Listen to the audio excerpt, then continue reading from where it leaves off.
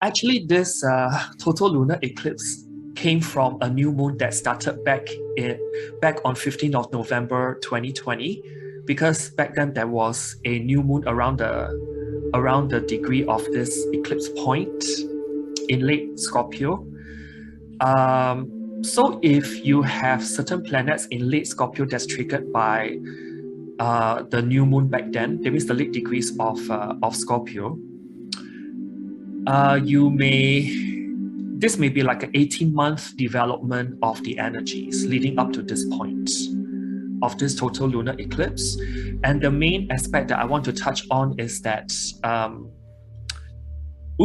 that that total lunar eclipse squaring Vesta and also Saturn, particularly Saturn, because it's just only 1 degree away from exactly squaring. And over this total lunar eclipse, you may kind of have the tendency to conserve your energy and to desire fewer and deeper involvements, so to become more frugal, hopefully, in the backs of that Mercury retrograde in Taurus and Gemini.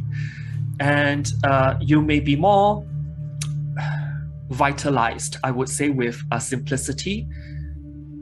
Saturn can also be a very spiritual planet as well. Also by spirituality for that matter.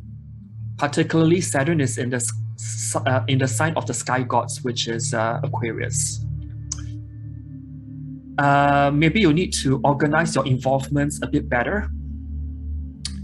And over this total lunar eclipse, you may also assimilate information coming from the subconscious more slowly, because Saturn does delay stuff or slows things down. Saturn is still direct, so that's the only saving grace. Thank God it's not retrograde.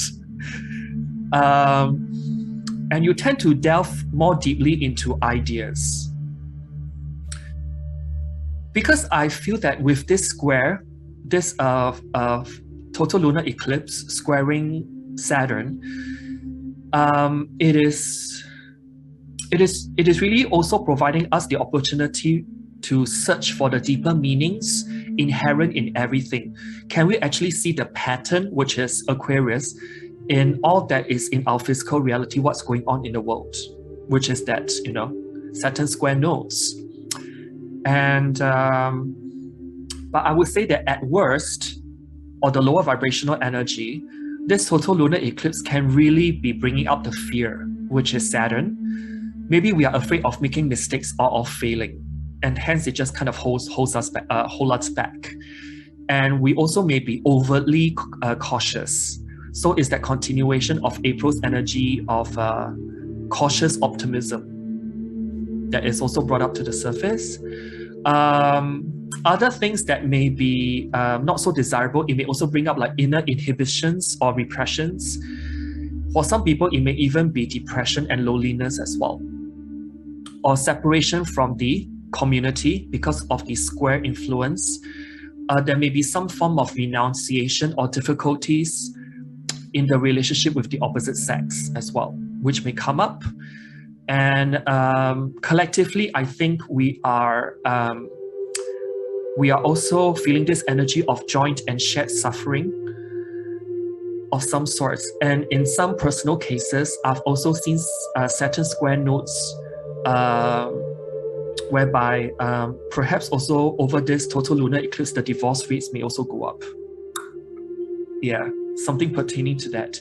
And if I were to add Vesta, which is right beside Saturn, into the picture, this really talks about the global supply chain crunch that's persisting, driving sustained higher prices up and up and up, really eroding our purchasing or spending power helplessly.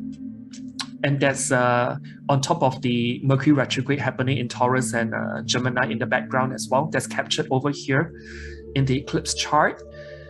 And one important thing is that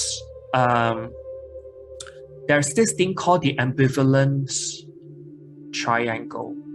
Because when I look at that eclipse point, we see that Mars and Neptune are forming trine and sextile to their opposition. Yes. Let's say I focused a little bit more on the personal effects that we might go through as human beings.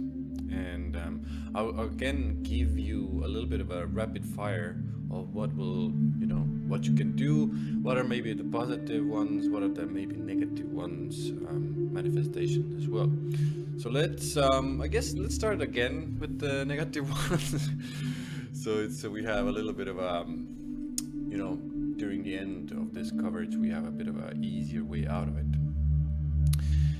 So like Donnie said, there is a pretty hard aspect there going on. So for me, I translate to definitely an emotional time where the tendency to suppress one's emotions and feelings is high. So how it can look like is you get a reaction, get a feeling, but you suppress it down. But the thing about, especially I would say full moon lunar eclipses is it's very hard to keep it down. Even if there's a suppression, it will just like Tony showed there, it will just explode.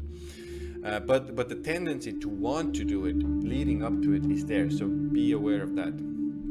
A lot of emotional reactions towards others, manipulation and control instead of emotional mastery. Emotions become too much, so there's so much going on deep down, it can boil up again.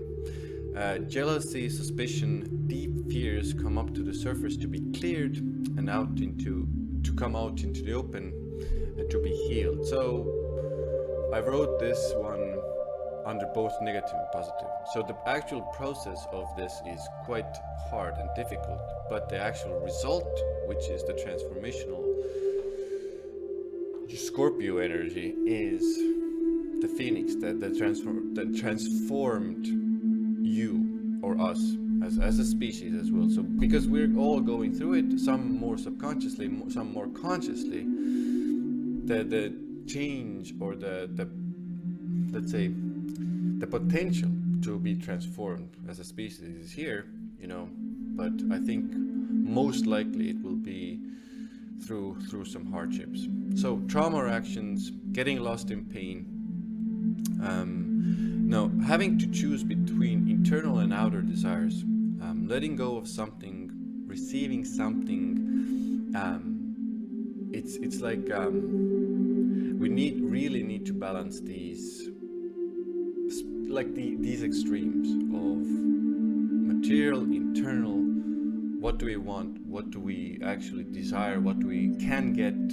These themes will come out into the open. Now, shocks to the financial system. I think Donnie already mentioned that, and I don't know if it's even a surprise if you've been following a little bit of astrology, but we might need to still say it. Acts of jealousy. So what I mean by this is like even following others, being obsessed with other people, and I think it's even because it's so much to do with fears. This lunar eclipse for me, it's an important place to look at what is the reality of the situation. What are the deeper fears? Are these deeper fears based in some sort of reality? The line between reality and what we can imagine here. I just want to a little bit urge you that the fears can come up from such a deep space that yes, they might have a little bit of a truth to them, but you might be over twisting it so much that you need to, again, like Donnie said, grounding practices really important during this, to see and to shift yourself through. Am I being really scared of something that isn't there, or am I really truthful? Is the fear something I really need to look at? Things can seem quite bleak because of that heaviness, personally and globally, societally, wanting to hold on to, grab to old patterns. So this is a lot of this eclipse for me is about releasing those patterns.